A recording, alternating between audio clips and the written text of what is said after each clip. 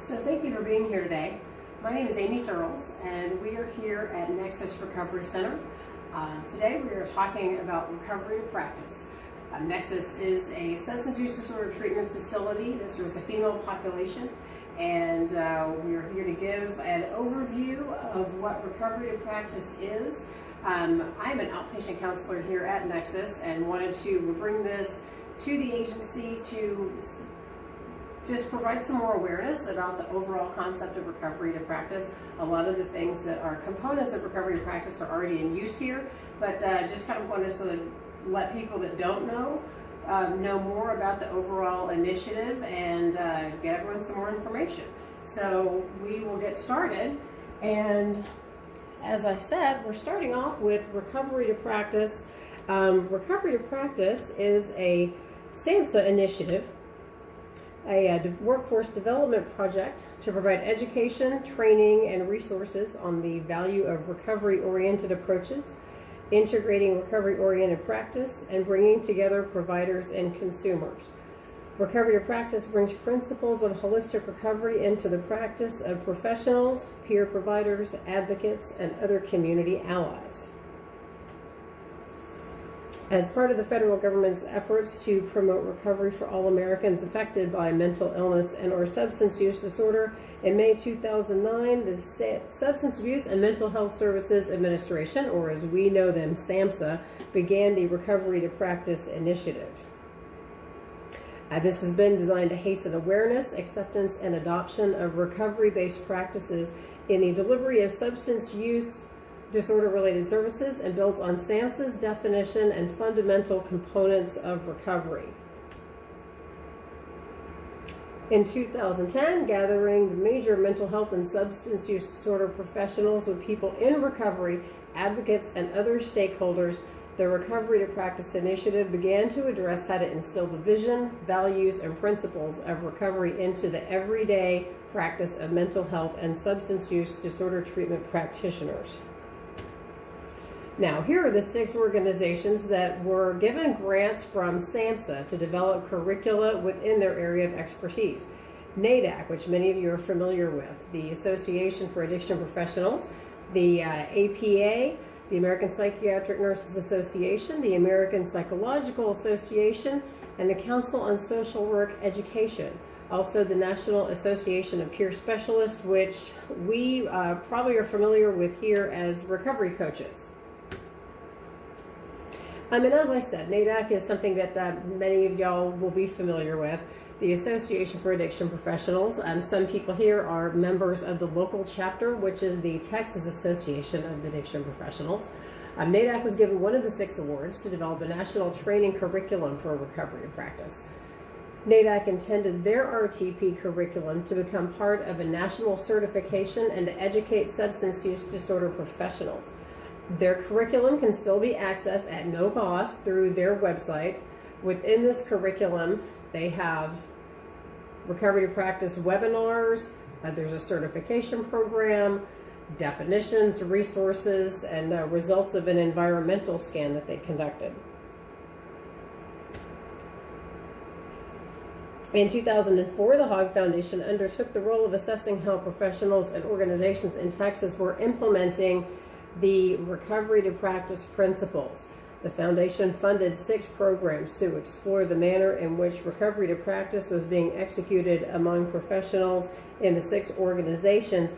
Now, for those of you who aren't familiar, the Hogg Foundation is a Texas-based foundation, and their function is to raise awareness and reduce stigma, particularly in the area of mental health.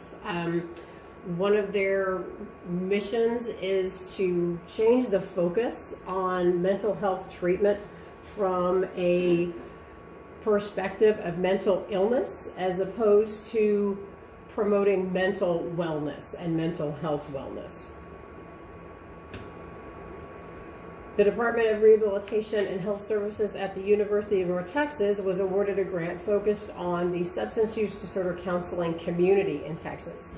During this first phase, the RTP team, along with consultation from Cynthia Moreno-Tui, who is the executive director of NADAC, created and disseminated an environmental scan. Now, 90% of their respondents indicated having utilized recovery-oriented practice in their substance use disorder counseling practice. While the majority indicated they were knowledgeable and utilized these practices, over 34% reported having received no training in the area. So it appeared recovery to practice training had a natural place in Texas. And as I was saying, what you'll see is a lot of the components and the principles are things that are already being used, but they're in a more kind of disparate manner. It's a little bit fragmented. You'll see things that will be very familiar here, but it's not being seen as an overall complete sort of comprehensive package of practice. Another goal has been reached as University of North Texas Recovery to Practice program has crafted this robust recovery to practice curriculum. This is being made available to not only people in recovery, but also professionals, educators, and allies. And throughout the curriculum is work from the SAMHSA initiative on recovery to practice. One of the biggest contributors to this is TAP, the Texas NADAC affiliate. Been on the forefront of mobilizing RTP training and resources in Texas.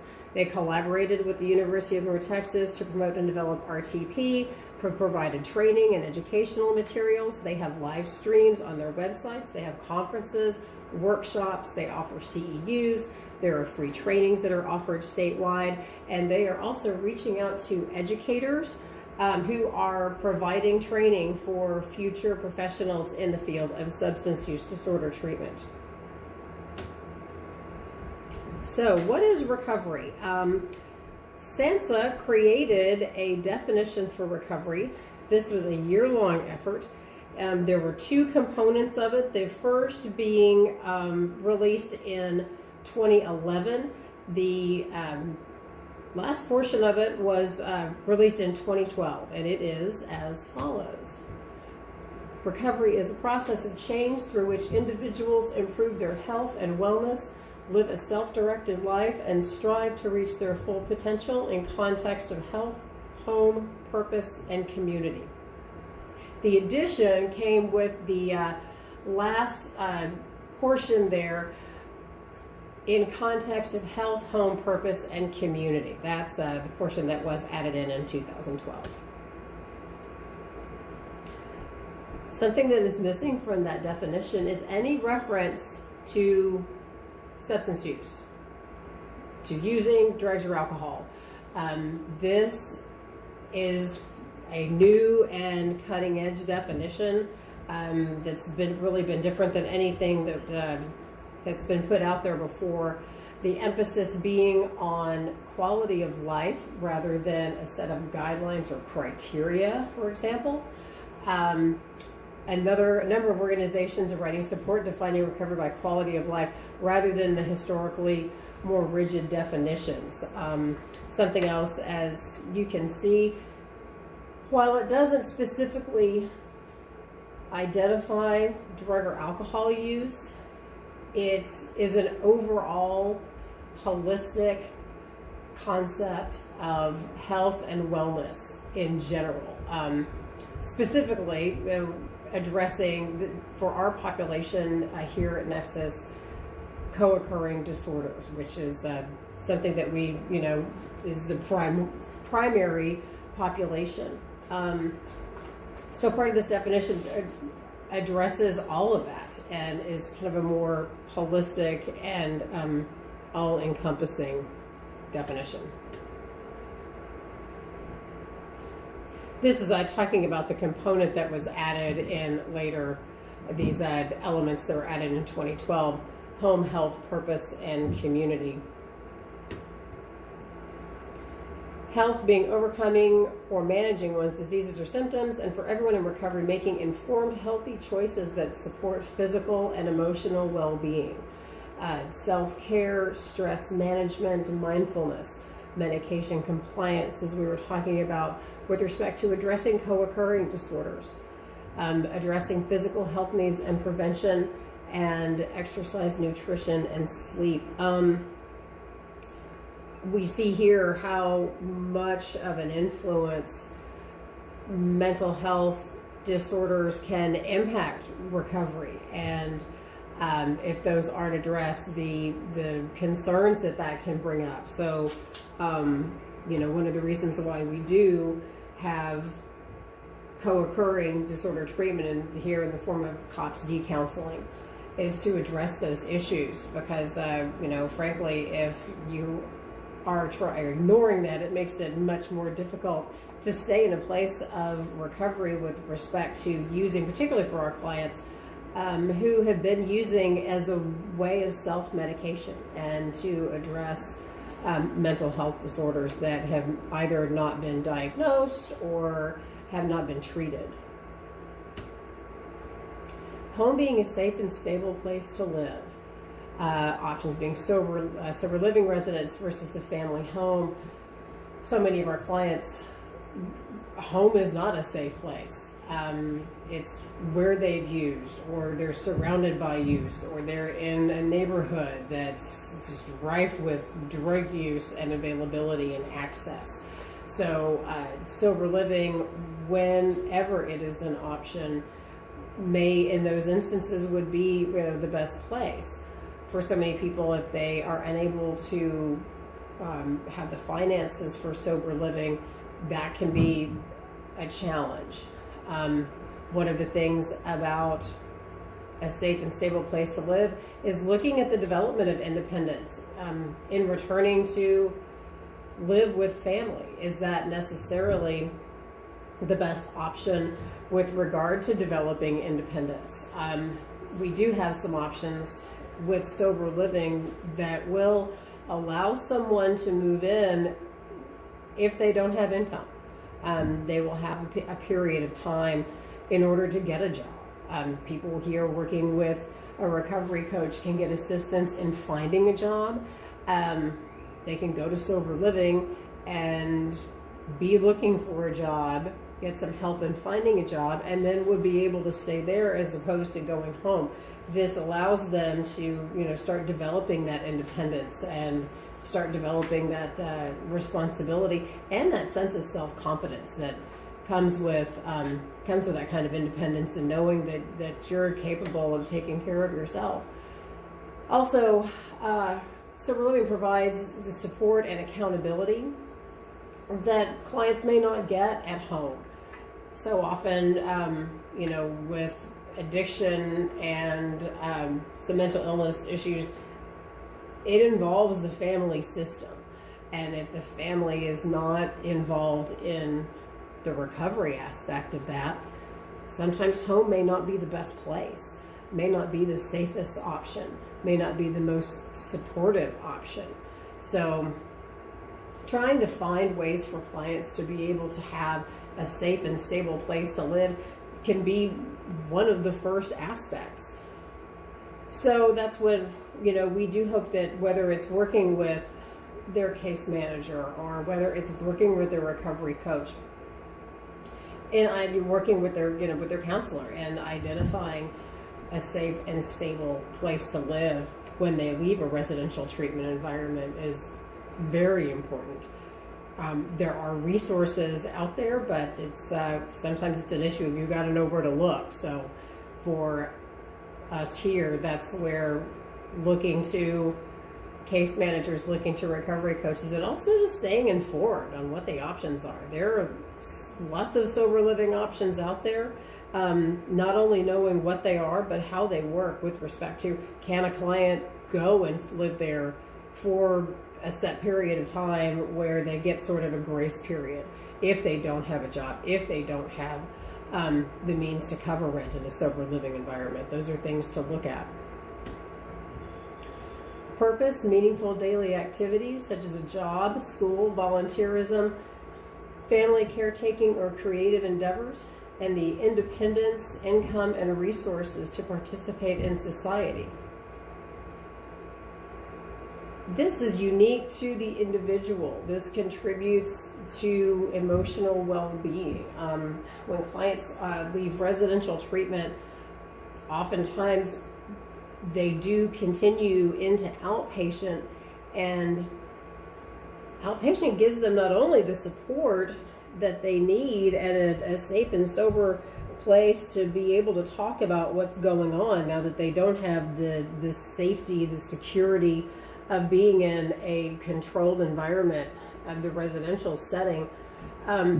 It gives them a place to go. It gives them something to do. They have a place to get up and go and be, and somewhere where they're expected to be on a regular basis. And I hear that regularly from clients, is that how helpful it has been for them.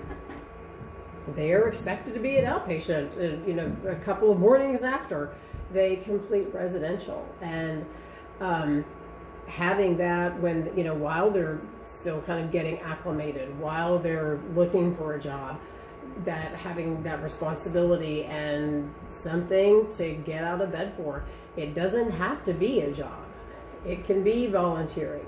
It can be getting back into responsibility in the family. It can be looking into school, but having something to basically, as I've mentioned this before, something to get up and get out of bed for, to go do every day.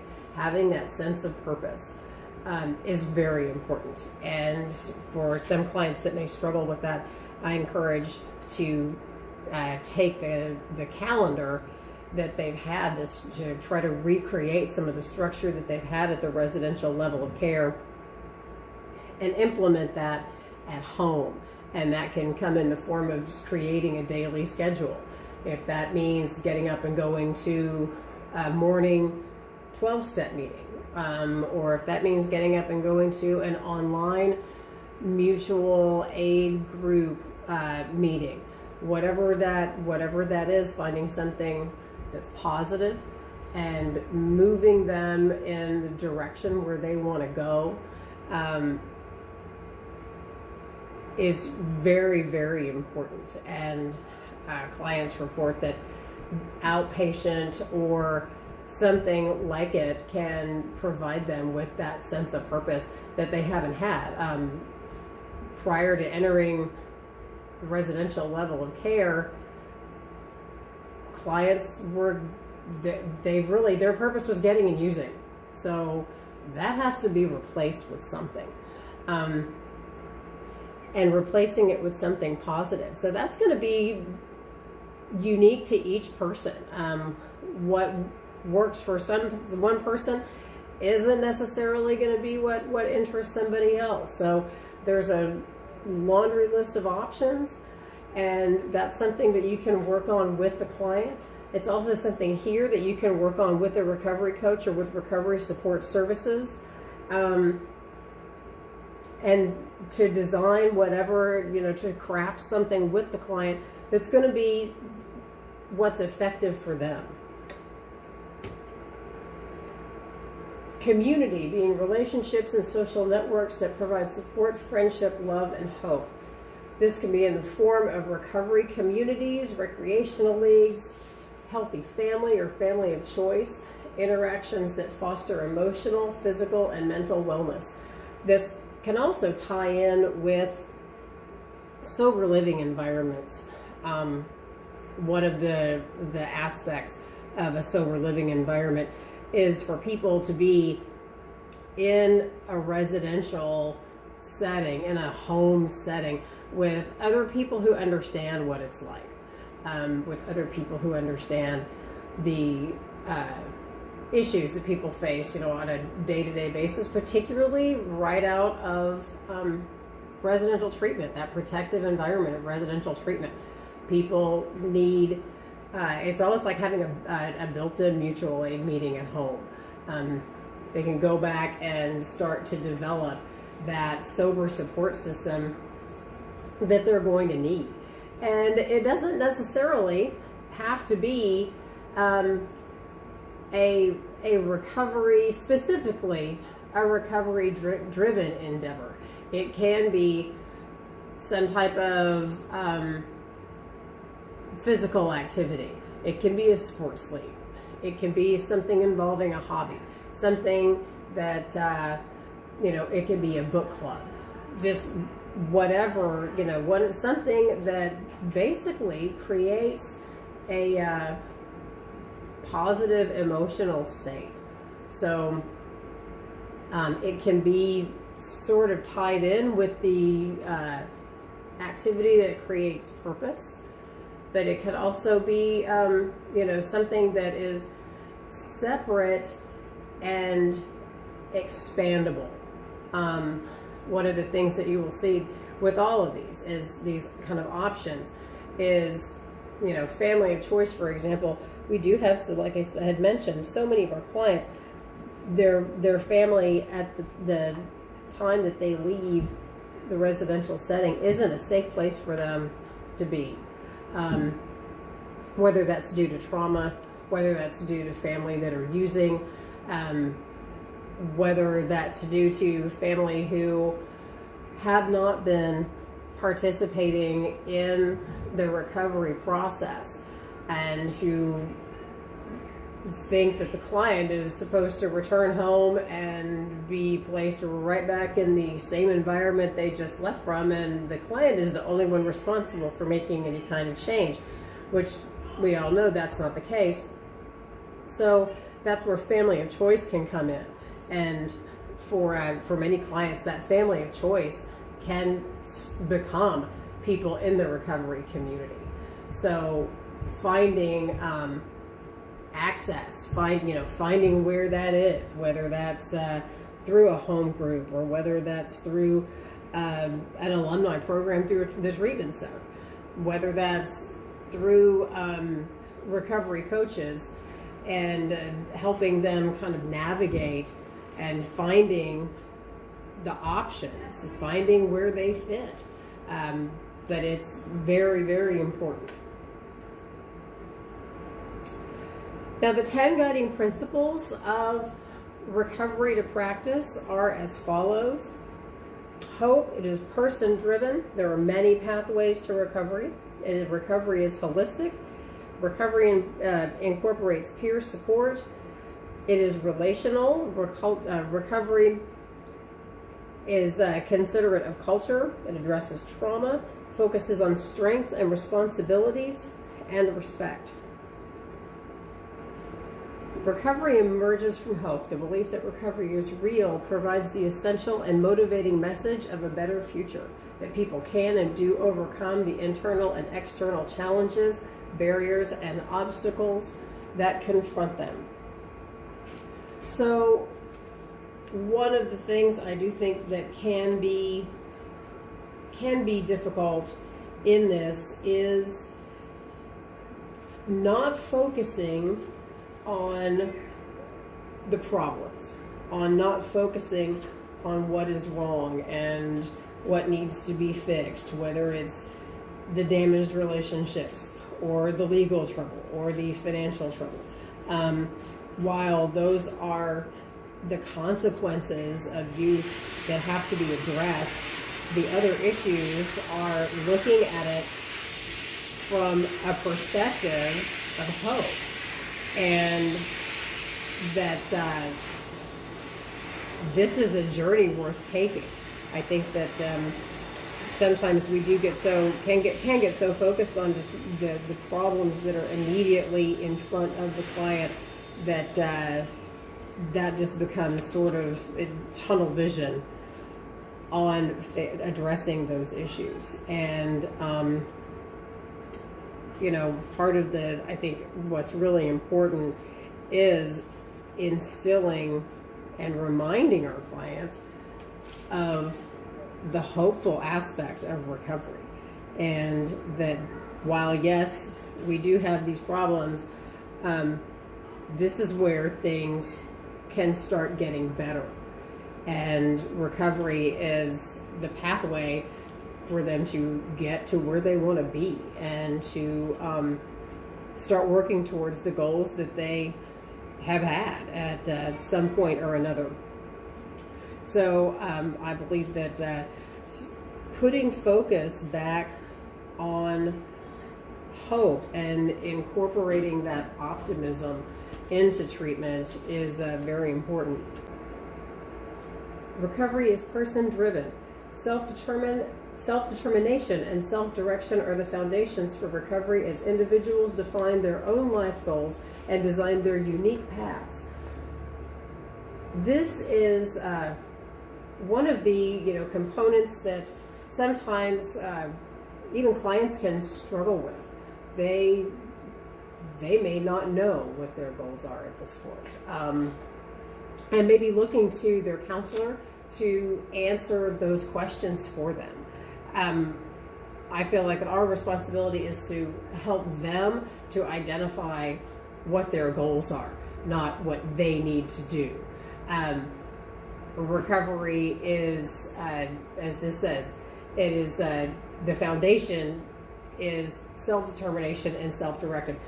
It can be challenging sometimes, but as much as we might like to, we can't do it for them. We can't tell them what to do. It is not up to us to make these decisions for the client. If we do believe that a client is, for example, has come up with a goal that might not seem to be conducive to recovery, we can help them to identify those risks. But at the end of the day, it is not up to us to decide how they get to recovery. Clients will often ask, what should I do? Particularly clients that don't have any experience in recovery. If it's their first time in treatment, if it's their first time in counseling, they don't know kind of how it works.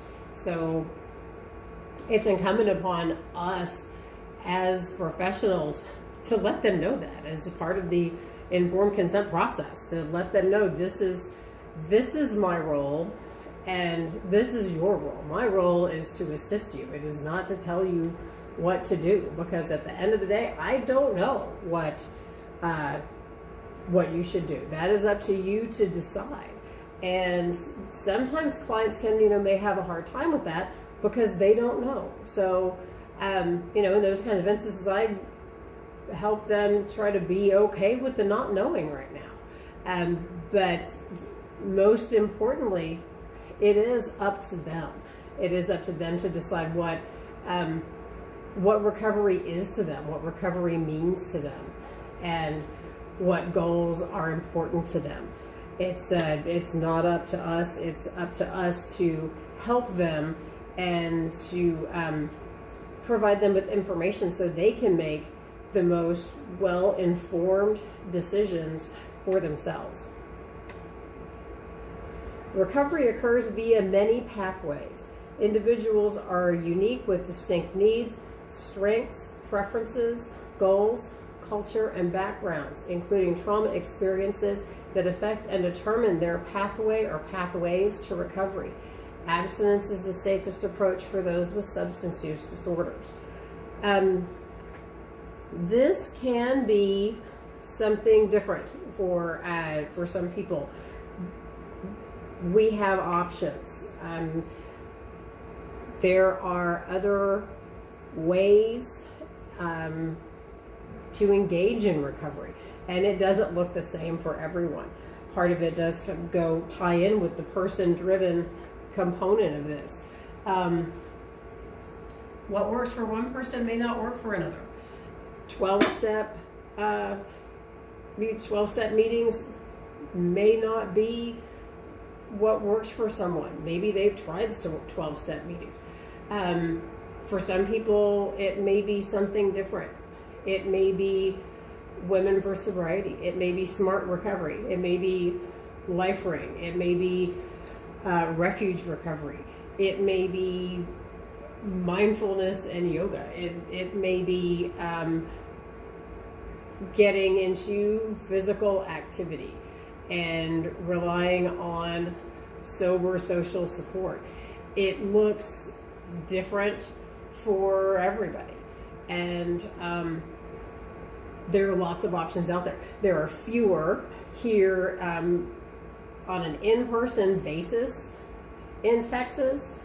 A lot of times, 12 steps is kind of the easiest way, simply because it's the most available. It's free and it's all over the place. So the access is what's really important. Some people choose to use the 12-step meetings as a way to build a social support system while they're using another group in their recovery. And you'll find a lot of people will, if they're using a different support group, will use both. They'll use online meetings, for example, for other options that, which is what they're using as far as their recovery path, but they still get involved in 12-step activities, 12-step conferences. They may have a home group that they attend birthday night or things of that nature. So there are many, many different ways. One thing that we're finding is this can be at times a somewhat controversial aspect of recovery to practice.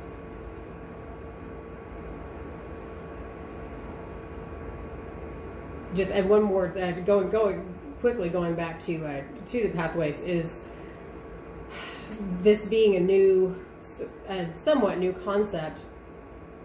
I think part of talking about the person-driven approach and the unique goals for each person, that can be part of the challenge. It's historically self-help, some of the mutual aid, particularly the 12-step groups, components of that were looked unfavorably upon uniqueness. So this is a little bit of a different approach. So there are some, for example, medication-assisted recovery. There are some people in 12-step groups that don't believe that you are sober if you are involved in medication-assisted recovery. I've encountered clients who have had a sponsor who, when the sponsor learned they were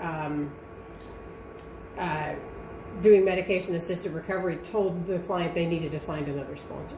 So that's one of the, there can be some pushback on the change, on changing in that aspect. During the first couple of years of training for the Recovery to Practice program, participants shared personal stories about the scrutiny that they got when they started expressing their desire to do something different and to follow their own path. And so it's I've heard some stories of it improving, but there's also there's still some pushback to deal with, and some stigma involved that we're going to have to work to overcome. Evidence shows that allowing a person in recovery to explore the pathways that are best suited for them is of great importance. Doing what's, quote, traditional or conventional, again, may not work for everybody. So that's where, if you're not familiar with some of the other options, look into those, because so you have something to present and something to offer to your clients, instead of just saying, well, you have to, this is what we offer, this is what's out there, so this is what you should do. Become familiar with some of the other pathways, with some of the other options, in order to best serve your clients. I mean, that's really, frankly, what it's all about.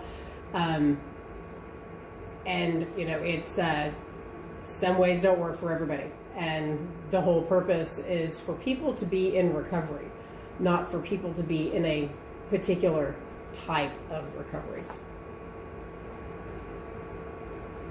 Recovery is holistic. Recovery encompasses an individual's whole life, including mind, body, spirit, and community. The array of services and supports should be integrated and coordinated. And that kind of ties in a little bit with what we were just saying.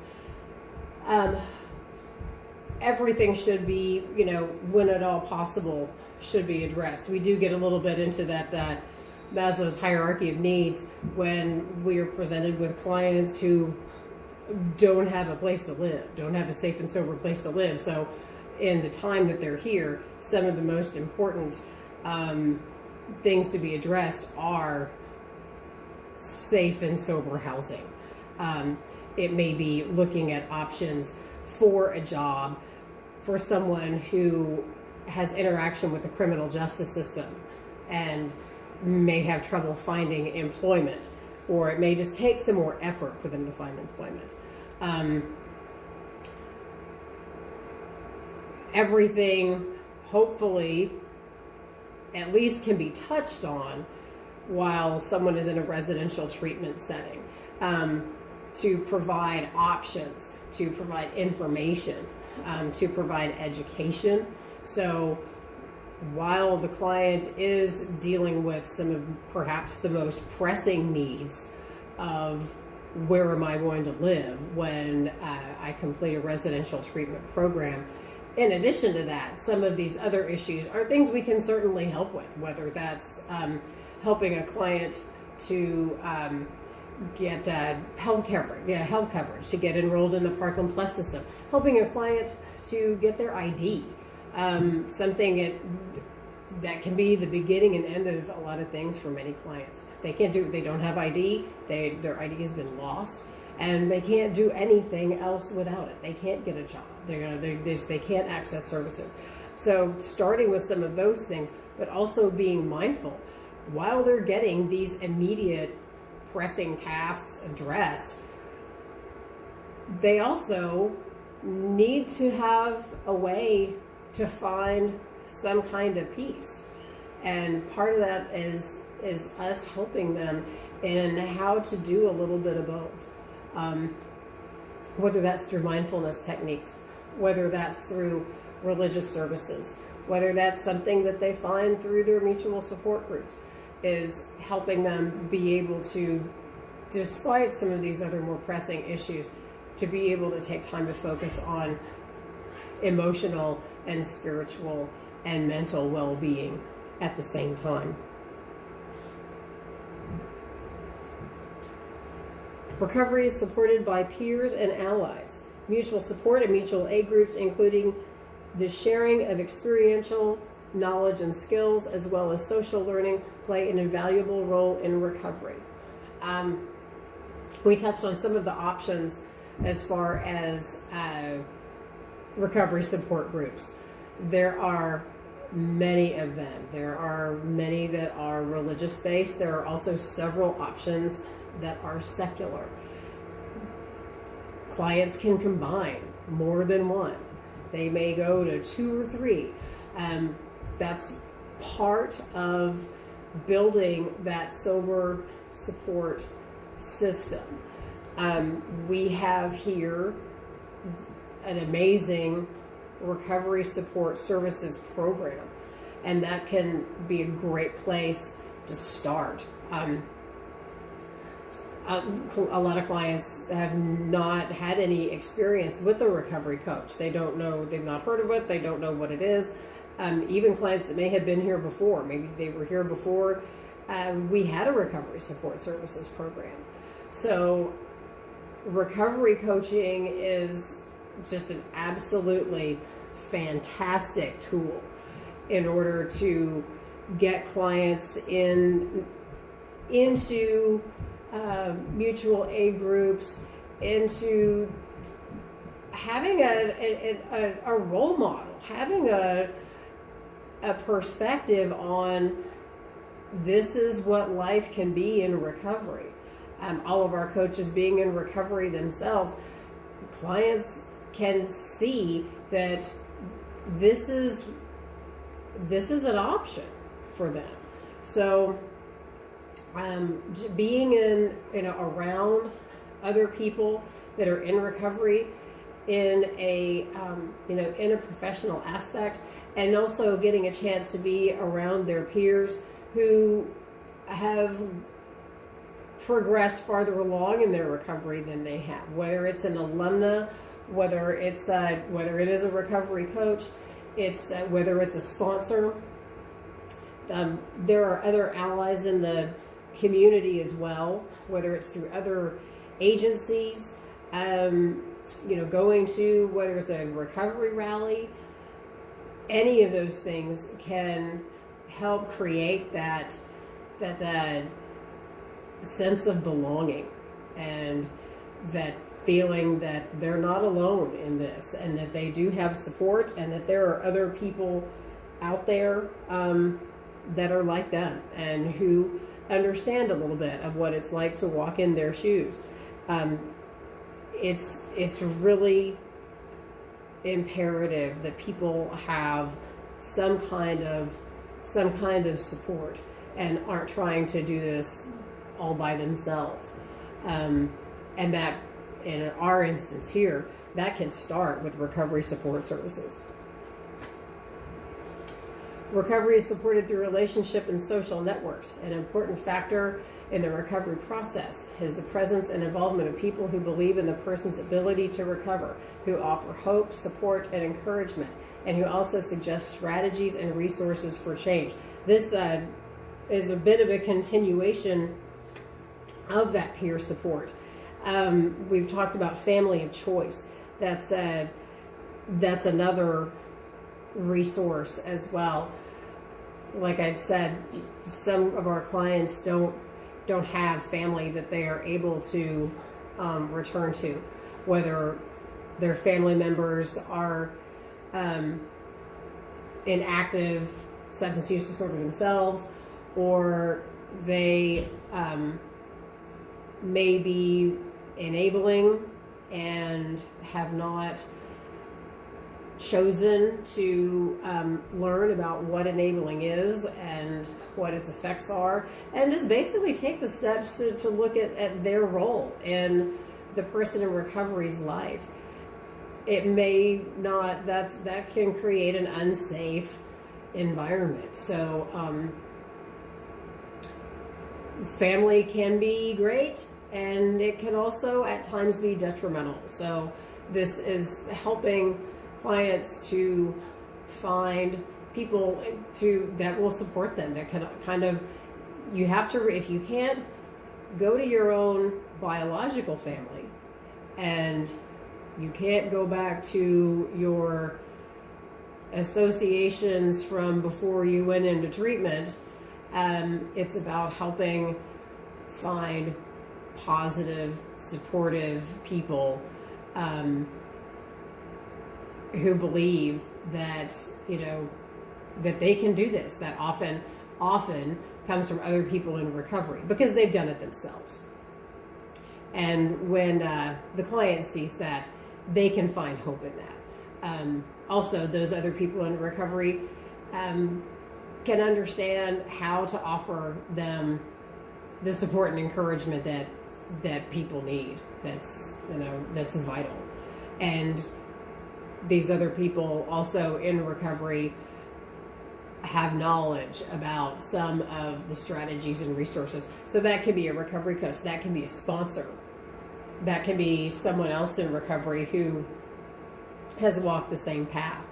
It's about helping our clients, fostering and encouraging that behavior in getting involved with other people who are in recovery or are supportive of people that are in recovery.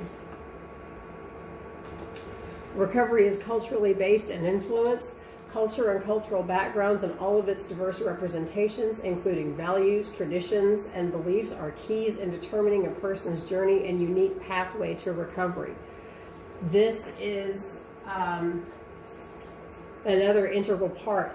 One of the, for example, many 12-step mutual aid groups will have a women's meeting, will have a men's meeting. And that's pretty broad, but it's just a start. Helping clients to find others in recovery that are of the same cultural background that they are can be hugely important for professionals as providers to be culturally aware and to be knowledgeable of resources, or be able to find someone who is, in order to help clients find others that they have commonalities with. Again, to offer that support, to offer that encouragement, to offer that hope, and to be a part of something they feel like they belong to. And it is incumbent upon us, if we're working with someone who is of a different background or of a different race than we are, to address that and to speak to the client, talk to them about what their beliefs are, particularly when you're looking at family and relationships, and getting that support and what's okay for them, what works for them, what doesn't work for them. Those are things that you need to know in order to be able to provide direction for the client to be able to access the resources and the support that they need. Recovery is supported by addressing trauma. Services and support should be trauma informed to foster safety, physical and emotional, and trust, as well as promote choice, empowerment, and collaboration. Treatment facilities licensed in Texas are required to be trauma informed. Those seeking long-term recovery support services often speak of childhood traumas, and research shows when this trauma is not addressed, the likelihood of return to use is much greater. An understanding of this is important to those in and people supportive of recovery. As we all know, trauma-informed care is very important here, and offering our COPS-D services to provide trauma counseling for the clients that choose to participate in that is very important. We often find clients who may not be ready to address trauma. Our job is to support them if they do choose to address that, also to provide them what they need to address it when they're ready. So and just as again, to be trauma informed in our approach, to be aware of whether it's with how a client responds to you, by not looking at clients as what's wrong with her, responding to whether it's an outburst, whether it's an emotional response, with an understanding and a trauma-informed perspective, is vital. And even that is a start. As I said, the client may not be ready to address past trauma, and that is up to them. It's up to us to be able to provide them with what they need at the time, or provide them with information to access services whenever they are ready. Recovery involves individual, family, and community strengths and responsibilities. Individuals, families, and communities have strengths and resources that serve as a foundation for recovery. Part of this is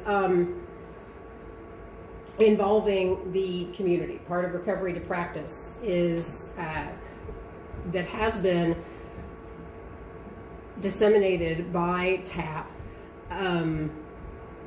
is getting community partners together, and this part of the initiative is involving getting the resources linked together. There are so many, it seems like, while it seems like there are a lot of resources, it can also seem like they're so scattered. So by getting people working together, it's can help our clients in accessing services and in getting them where we need to go. And that's more than just a case management perspective. That is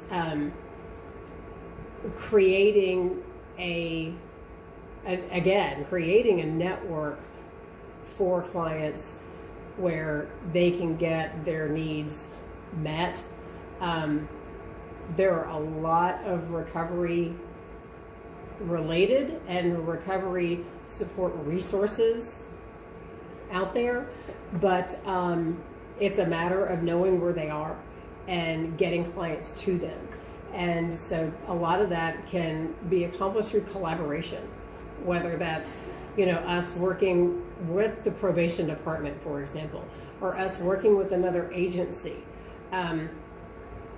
Knowing other agencies that are providing services, for example, in a different part of town.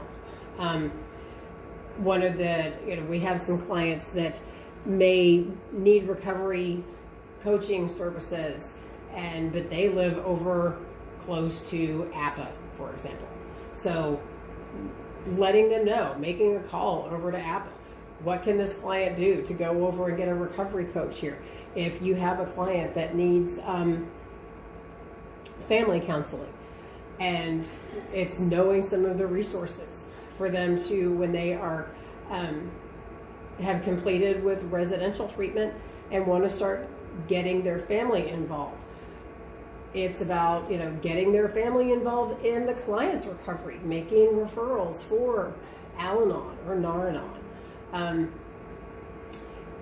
and getting involved. Like one of the things we do here, for example, our Mommy's program that coordinates with Parkland Hospital. It's those type of collaborations and working with our other community partners that ultimately will help benefit our clients even more so.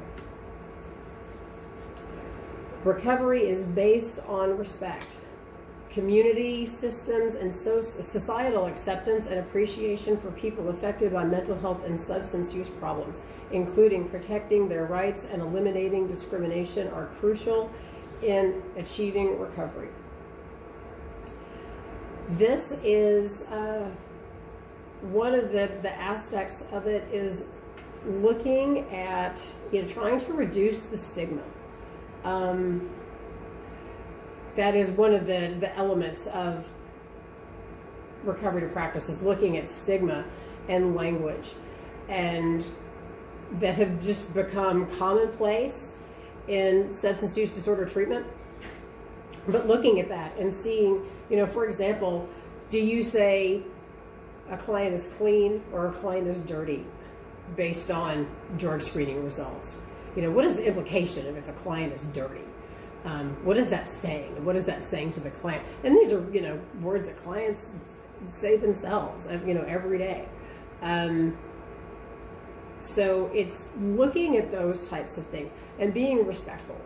And a lot of it, like I say, can start even here now with some of the language that we're using.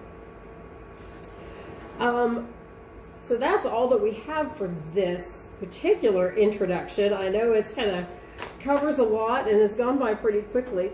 I want to have some resources here for recovery to practice. I have this PowerPoint is available. I have these printed out, so if you would like one of these, I would be glad to leave some for you. It also includes some other sources here, the NADAC website, the SAMHSA website, as well as the RTP resource library, which is available on a Google Drive that is accessible to the public, that has been posted by the University of North Texas. And again, here are these links, which I will provide to anyone that needs them. And I certainly thank everyone for your time and for your interest. And if you have any questions, please, I will be around. So please, please, please ask, and I will be glad to help you. Thank you so much.